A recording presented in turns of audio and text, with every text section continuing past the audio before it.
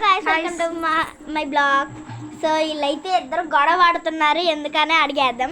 So ఎందుకు గొడవ ఆడుతున్నారు మీరు? కొట్టింది అబ్బా. ఏ కొట్టకు, చూస్తుంటే నిజంగానే ఏ చేయాలనిపిస్తుంది. ఏ కొట్టుకో కొట్టుకో కొట్టుకో అక్క అక్క అక్క కొట్టుకో. Oh my God, oh my God. నువ్వు పక్క చూసారా ఎలా చేస్తున్నారు? ఏ కొట్టుకోవడం ఆపండి, ఆపండి కొట్టుకోవడం ఆపండి.